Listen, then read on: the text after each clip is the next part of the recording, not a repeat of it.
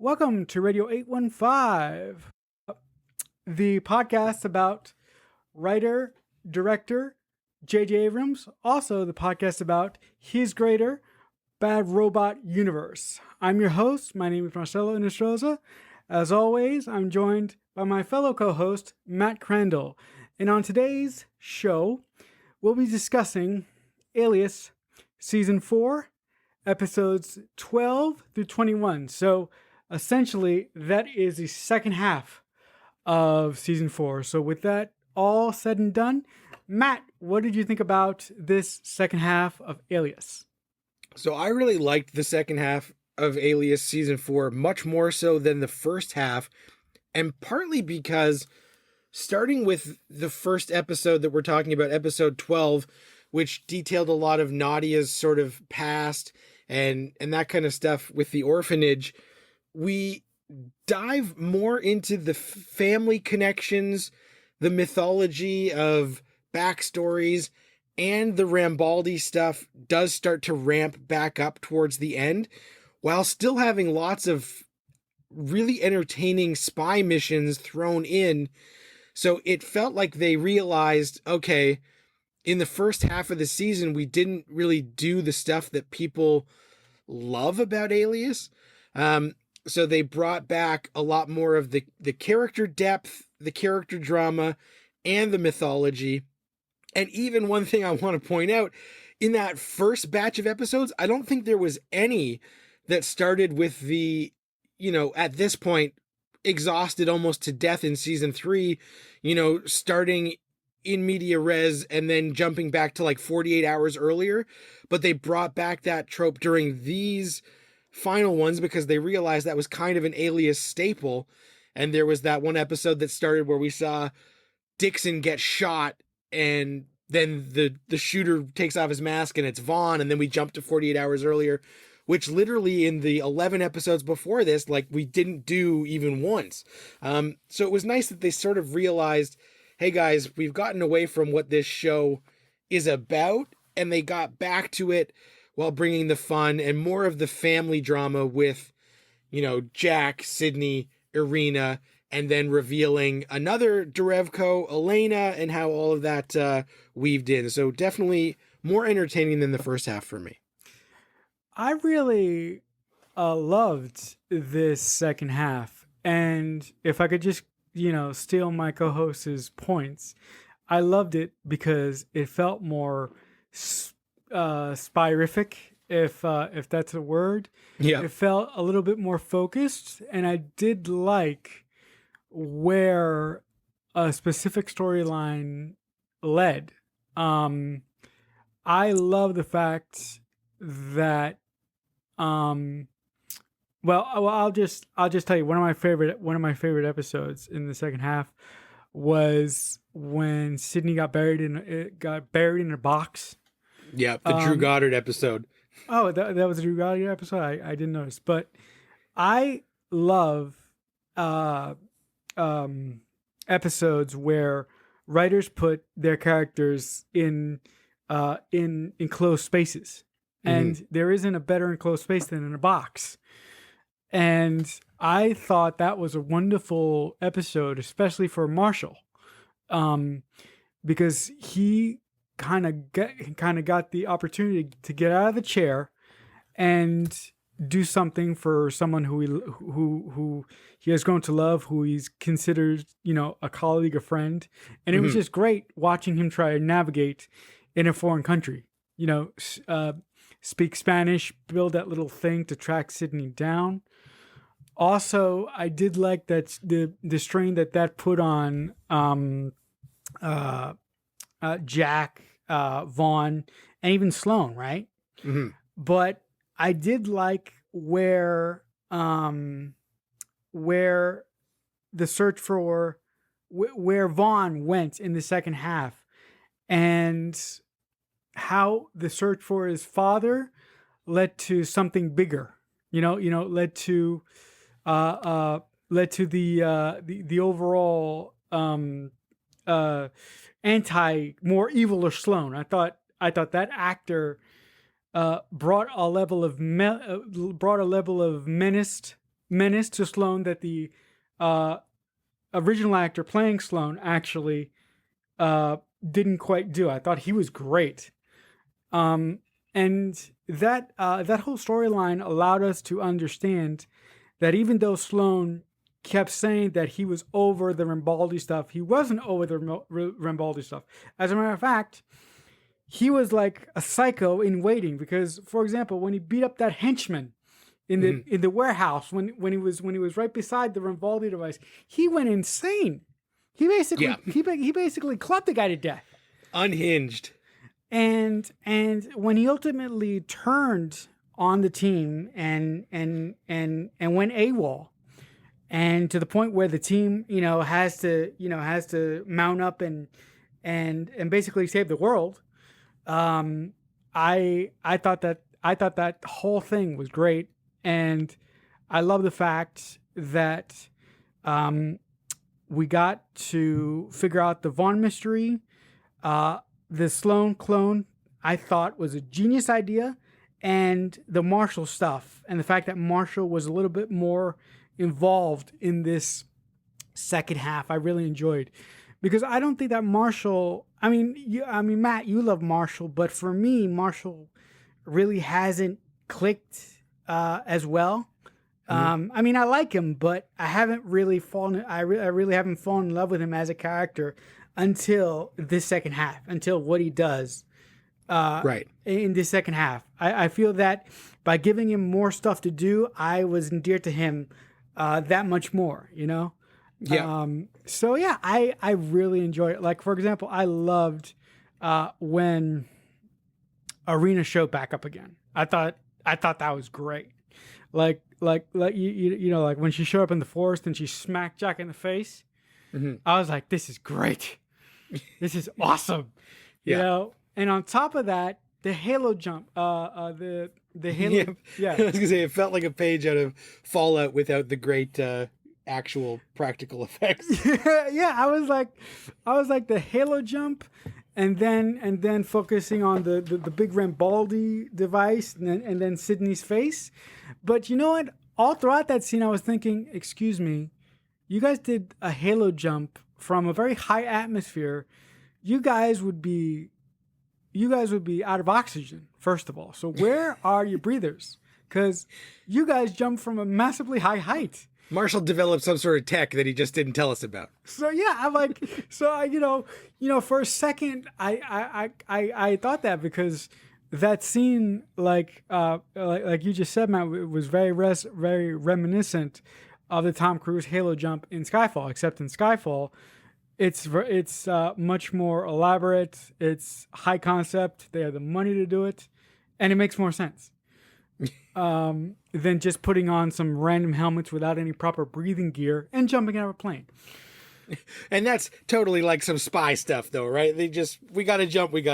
Yeah, and I really liked, like you said, I have always loved Marshall just because he's so funny and awkward, and seeing him be exhausted and tired because of his kid, and then even when they're on that mission and he has to sing on the phone to get the kid to go to sleep, to get Mitch to calm down, I thought that was all great and definitely really did endear us. And one of my favorite things of the entire series is Arvin clone, because it seems so stupid, but the way that they do it is so awesome. Like on paper, you're like, a Sloane clone? And you're like, okay, a guy who happens to look very similar to Sloane and they implant his mind. But the way that they did it was awesome. And for that to be the catalyst for Sloane's obsession to rear its ugly head was awesome, because this whole time that we thought he had put his obsession behind him and was no longer actively searching for Rambaldi devices and trying to figure out what was going on, his work was actually continuing on. And he was, in a way, he was still doing his mission. He just didn't know it. And for that, finally, when we find out, like, okay, all of this Vaughn stuff has been a ruse, and all of this has been manipulation orchestrated by Sloane. And then Sloane's like, but I didn't do any of this. Yeah, that seems like something season 2 me would have done, but I didn't. And then they're like, well, then what the hell's happening? And when they finally realize, like, okay, what has happened, and all the pieces start to fit together, it's awesome. And like you mentioned, when he is in that warehouse and they brought back the main big red ball Rambaldi device that we know and love from earlier seasons, is such an awesome callback. But to have Sloane there and seeing it, and you can just see the look on Ron Rifkin's face as he goes from reformed Sloane, who earlier in the season was talking to Sydney about how great it was that him and her were actually on a mission working together for the first time, and that, you know, he's a changed man. And you see all of that slip away in an instant, and that old son of a bitch Rambaldi obsession slips back over him, and he can't control himself, and he murders that number 2 guy, beats him to a pulp. And then old Sloane, game back on, was one of those awesome, like, okay, they've earned this, because we've had reformed Sloane for 20 episodes where they've been trying to tell us over and over, like, this guy has changed, this guy has changed, and old habits die hard in that one instant. And it starts the end game for the rest of the series to ramp up, which I really appreciated. Having Jack expose himself to that radiation is kind of like a thing that shows do a lot, where somebody's kind of given a death sentence, and then we've sort of gradually learned that it's not quite a death sentence. And even Alias has done similar things before. But that, showing the stakes, showing how far Jack will go, was really nice. And it sort of strengthens his and Sydney's relationship, especially as new information comes to light, where Sydney finds out that Irina did not put a hit out on Sydney, that was faked. That Irina, you know, Jack thinks that he killed her, and then there's some information that maybe he didn't, maybe she was doubled, and maybe that's who he killed. The fact that Sydney has another aunt that she didn't know about, that has actually been in their lives secretly and they didn't know, was also interesting. And then finally, we see that scene where Jack kills Irina, and he does kill her in a harsh way. And then we find out she's not actually dead, and she's been buried in a box. And they dig her out. And one of the best moments of the season, you know, Sydney and her mom on the plane start to sort of patch things up. And then when she goes to the washroom and Nadia stands up and hands her some clothes, and she's like, okay, thanks for the clothes. And then she turns around and she looks at her and realizes who Nadia is. And that was a really sweet moment between the two of them. That was like one of those heartwarming moments in a season that didn't have like too many like heartwarming moments. And then even 5 seconds later, like, we're back into action and they're jumping out of a plane and they're going on a mission. But it was like a nice quiet moment where, without saying a lot, they both sort of acknowledge that so much connection between them, even though they don't know each other. And that was really sweet. I don't think that Alias has had any scenes like that this year, and it was nice to see that moment of sort of heartwarming levity, so to speak. The Jack radiation plot, I thought that was interesting, but to me, his what he does isn't surprising at all. You know, we've known that Jack is a secretive man, and at the beginning of the show, we thought he was an asshole. And let's be honest, he was an asshole. Mm-hmm. But I've always thought that he is an asshole with his heart in the right place when it comes to his daughter. Yeah. And when Sydney was in that position, you know, she was seconds away from getting her face melted. I had no doubt that Jack would sacrifice himself to save his daughter, no matter what the cost was, no matter if he eventually had to lose his life force to save his daughter. Another thing that I thought was kind of nice, and you guys are going to be surprised about what I'm going to say right now, but the whole Vaughn proposing to Sydney thing before the Halo jump, I thought that was cool. I really like that touch, and I hope that when season 4 kicks off, they're already married, or we get like an episode where they run off to church or whatever, and we just see that for some reason. Again, I don't know why I'm wishing for it. Hmm. But I thought that was nice, and it will be nice to finally let go of that story point. Like, will they, won't they? Crap. We'll finally put that behind us, and we will finally see where the show goes in its final 15 episodes. I was very very pleased with this second half. I was surprised how much I enjoyed it. And like you said, Matt, we enjoyed it so much because it sort of went back to Alias basics, or they just, for some reason they paid attention to the fans, or they listened, or they looked at the ratings and they said, "Oh shit, we need to go back to sort of the things that we were famous for." Hmm. And let's see if that will help endear ourselves to the fans, and possibly get us another season, which it did.